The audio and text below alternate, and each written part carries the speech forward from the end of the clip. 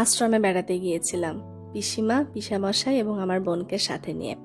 Hello everyone, welcome to Trisha's diary. আমাদের বাসায় কেউ বেড়াতে আসলে তাদেরকে নিয়ে আশ্রম এবং মানসিক হাসপাতালে একবার ঘুরে আসা হয়। আর পিসিমা আশ্রমে অনেক দিন পর আসলো। নতুন যে মন্দিরটা হয়েছে ওটা পিসিমা এর আগে দেখে নাই, এইবারই নতুন দেখলো।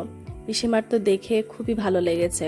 আর পিসামশাইও অনেক বছর পর আসলো, যার কারণে এই জায়গাটা ঘুরে দেখতে ওদের খুব ভালো লেগেছে। আর খোলামেলা পরিবেশ, সব কিছুই অনেক সুন্দর, সাজানো গোছানো। আমার পিসিমা খুব শৌখিন মানুষ, ঘুরে বেড়াতে, আনন্দ করতে অনেক পছন্দ করে। আমরা যেহেতু দুপুরবেলা গিয়েছিলাম, ওখানের দায়িত্বপ্রাপ্ত একজন আমাদেরকে বলছিল যে আমরা দুপুরবেলা ওখানে প্রসাদ গ্রহণ করব কিনা, কিন্তু যেহেতু বাড়িতে আয়োজন করা হচ্ছে সেই জন্য আর আমরা সেদিন প্রসাদ গ্রহণ করতে পারিনি। কিন্তু পিসিমা বলেছে এর পরের বার যখন আসবে তখন ঠিক এখানে প্রসাদ গ্রহণ করবে। বাহিরে খুব রোদ ছিল সেদিন, আর আমরা যেহেতু একদম দুপুরবেলা বের হয়েছিলাম, যার কারণে আমাদের ঘুরে বেড়াতে একটু কষ্ট হচ্ছিল, তাও আমরা পুরো আশ্রমটা ঘুরে দেখেছি। আর আমি তো আশ্রমে যতবার অনুষ্ঠান হয় প্রত্যেকবারই যাওয়ার চেষ্টা করি। এই বছরও কিছুদিন আগে দোল উৎসবের মধ্যে আশ্রমে অনুষ্ঠান হয়েছে, আমি তখন গিয়েছিলাম।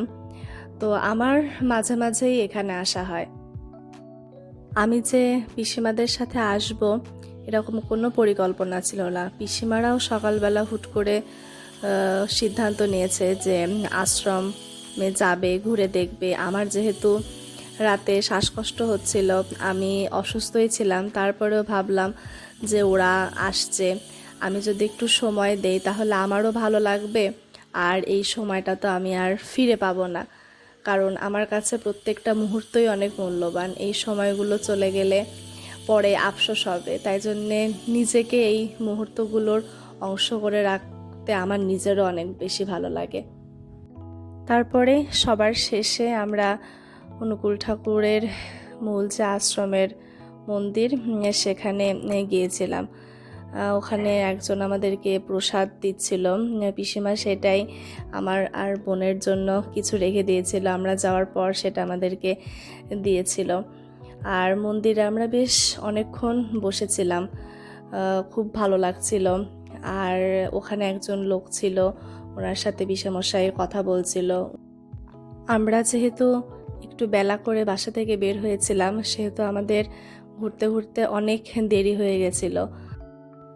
আমরা খুব দ্রুত আমাদের ঘোরাফেরা শেষ করে বাসার দিকে রওনা হব। আর যাওয়ার পথে যেহেতু মানসিক হাসপাতাল পড়ে, তাই সেটা দেখেই আমরা বাসার দিকে রওনা হয়েছিলাম। হাসপাতালটা আমরা পুরোটা ঘুরে দেখিনি, যেহেতু আমাদের অনেক দেরি হয়ে গেছিল। আর হাসপাতালে পিসিমার এক ছাত্রের সাথে পিসিমার দেখা হয়েছিল, সেখানেই কথা বলতে আমাদের যা একটু দেরি হয়েছে।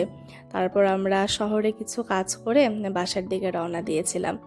আপনারা সবাই ভালো থাকবেন, আমার জন্য প্রার্থনা করবেন। নতুন আরেকটা ব্লগে আপনাদের সাথে দেখা হবে। বাই।